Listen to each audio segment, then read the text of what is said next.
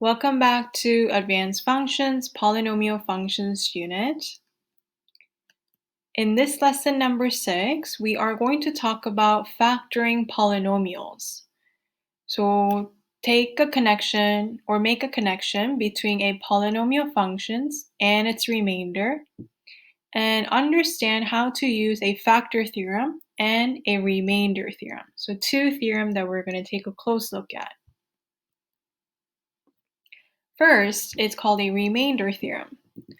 Remainder theorem states that if a polynomial p of x is divided by x minus b, then the remainder is defined as r is equal to the 0 of b, so x minus b equal to 0, so the 0 is going to be b. When I plug in the 0 into the function, then I will be getting a remainder of the polynomial.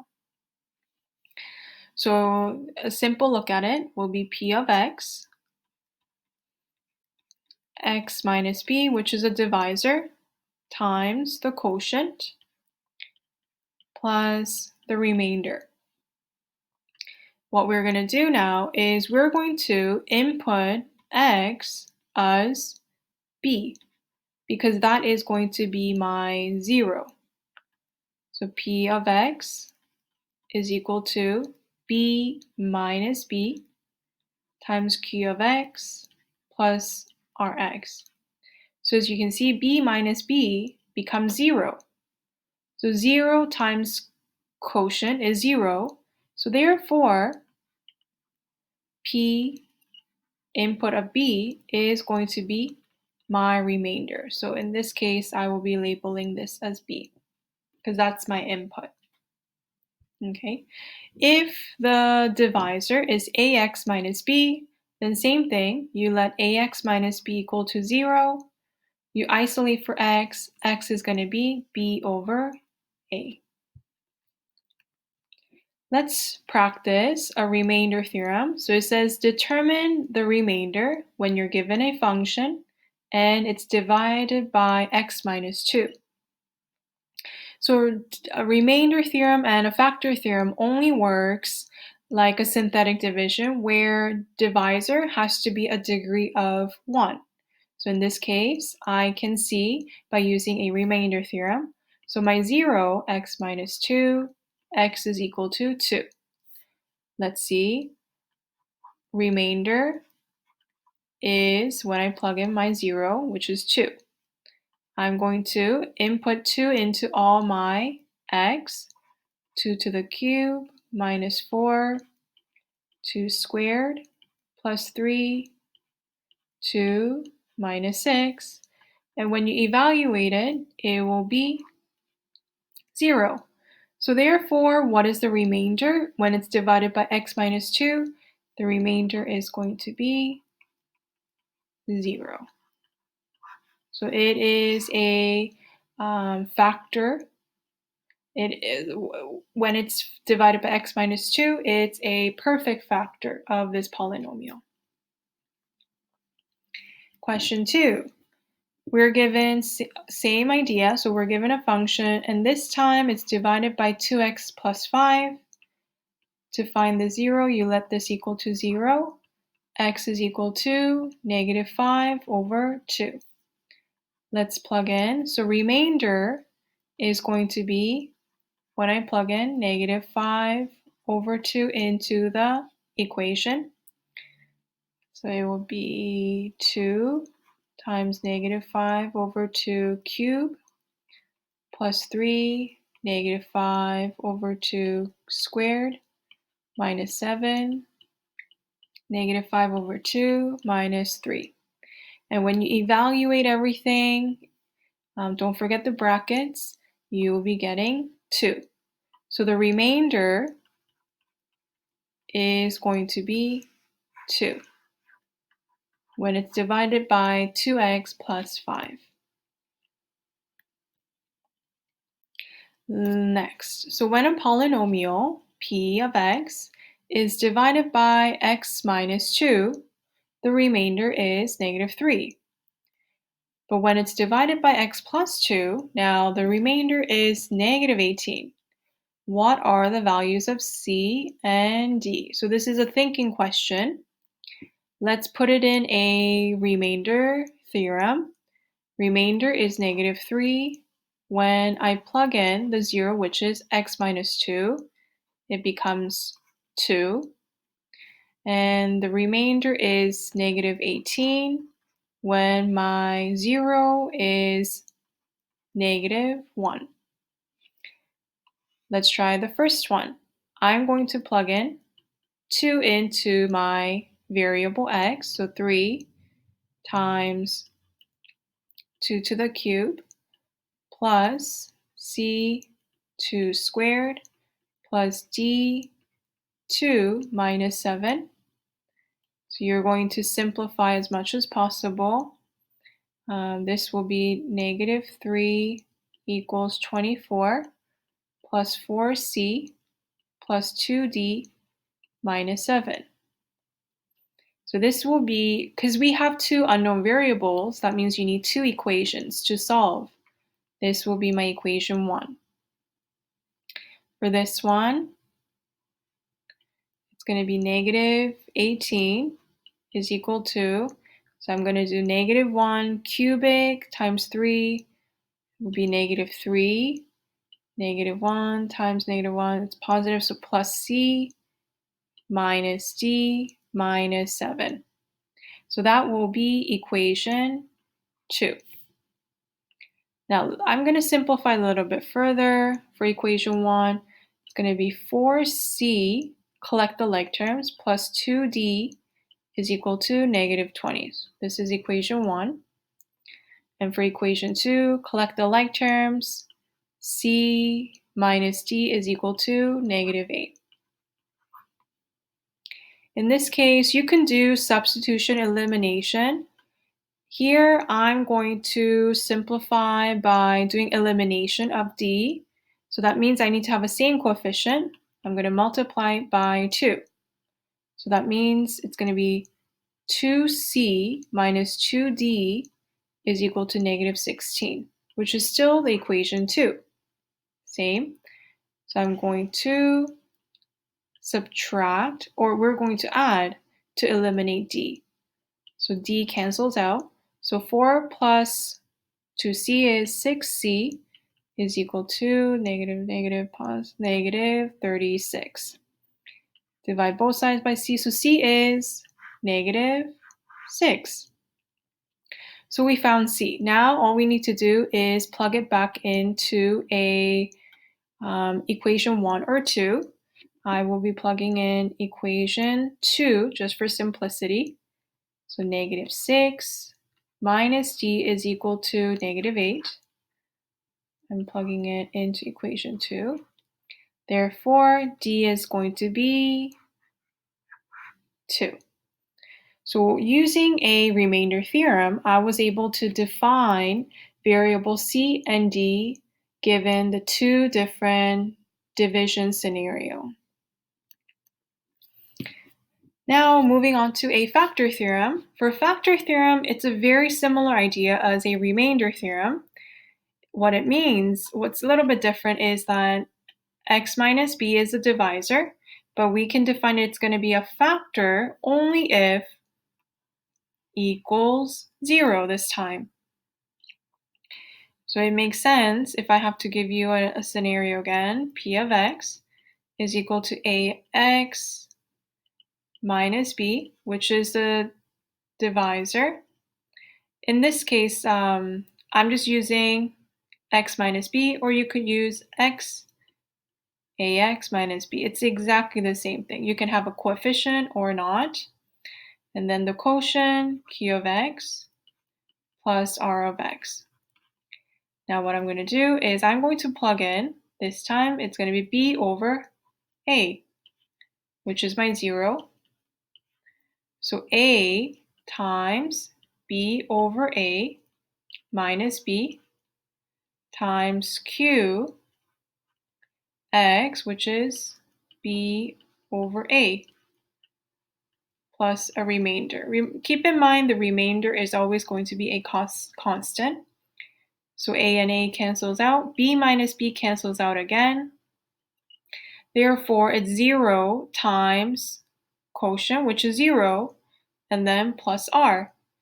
So we can conclude that for the remainder, if it's a perfect factor, that means it's going to be a 0, which is p to the b is equal to 0, or in this case, p to the b over a is equal to 0.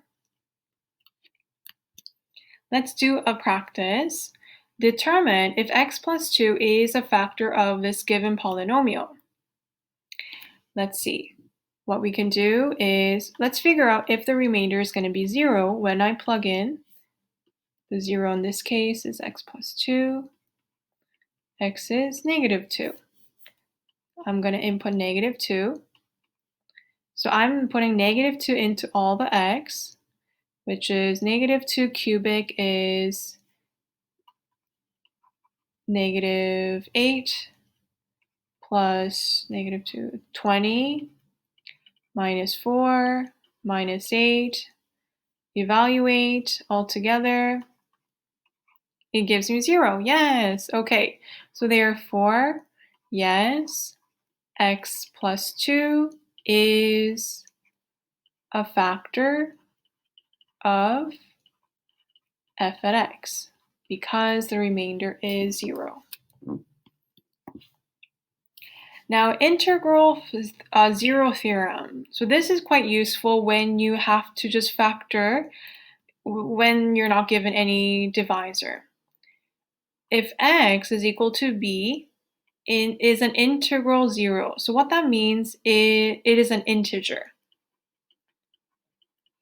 So including the negative and the positive, no decimal, of p of x with a integral coefficient, then b is going to be a factor of a constant term of a polynomial. So it's always the last term that does not contain a variable.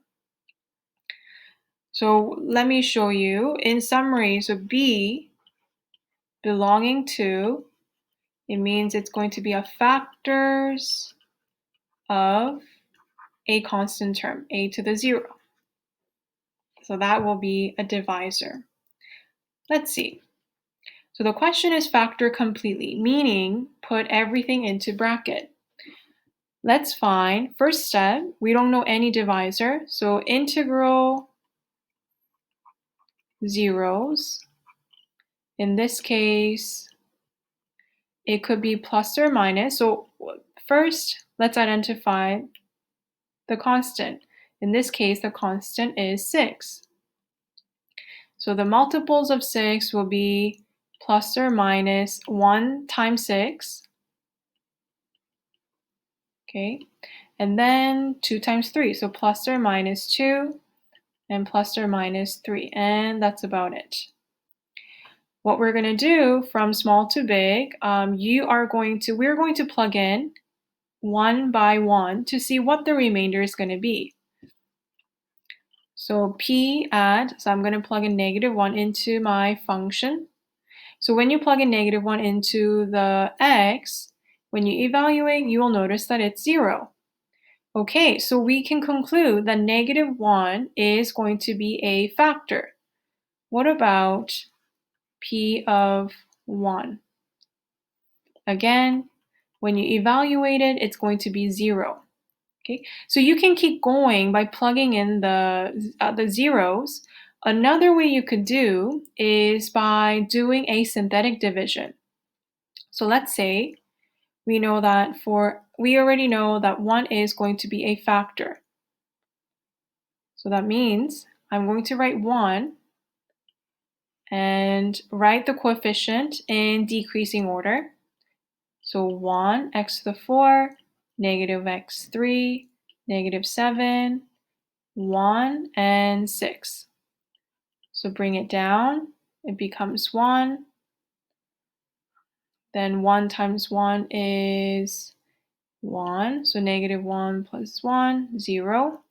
1 times 0 is 0, -7, -7. You add them, -6, and it becomes -6, and it's 0. All right, we can conclude just by, so first you have to figure out what number of integral 0 will give me 0. So we can conclude that x minus 1 is a factor. Keep in mind, when you put it in the bracket, you have to switch the sign. And then we're going to keep going. We also found out that -1 is a factor because it gives me 0. So -1, I'm going to keep going like this. So 1 comes down. So -1 times 1 is -1. You add them together, -1 becomes 1, -6, +6, and it gives me 0. Again, we put it in the bracket, so it becomes x plus 1. So that is another factor. What you can do is now you have to figure out another factor.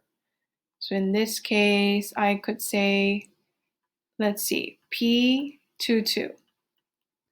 When I put 2 into function and you evaluate it, it gives me -12. So this 2 is not going to be a factor. What about p to the -2? Evaluate it and it will give me 0. So we can continue by doing synthetic division of -2. So bring it down 1, you multiply -2, you add -3, and you multiply 6, and it gives me 0 again. Okay, so you're going to keep doing it until your degree is 1. So we can conclude that it's x plus 2. And just by looking at the quotient, the degree is now x to the 1 and then x to the 0. So that means 1x minus 3. So what are the factors? Then it's going to be x minus 1, x plus 1, x plus 2, and x minus 3. And it makes sense with a degree of 4. 1, 1, 1, 1, which gives me x to the 4. So synthetic division is useful to figure out what if it's divisible by that integral 0. So you keep going. Next example, so factor completely. Again, we're not given any divisor. So let's find the integral 0. So integral 0, it will be, so -2 is my constant. So multiples of 2 is going to be 1 and 2. That's it. So plus or minus 1 and plus or minus 2. Let's see. So p, I'm going to plug in -1. When you evaluate it by plugging 2, -1 cubic, plus 3, -1 squared, minus 3, -1, minus 2, it will give me 2. So -1 is not a factor. When you plug in 0 is 0, okay, so it is a factor. P to the 2, when you evaluate, it's going to be 20. And when I plug in -2, it will give me 0. So without even doing synthetic division, you can conclude that we have the 3 zeros. Therefore, if it's a cubic, that means you have to have pretty much a 3 brackets that will multiply to a degree of 3.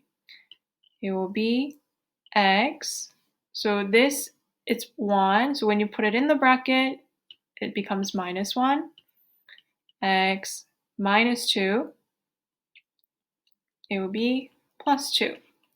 But what about the remainder, right? So this is a place where you have to do a synthetic division.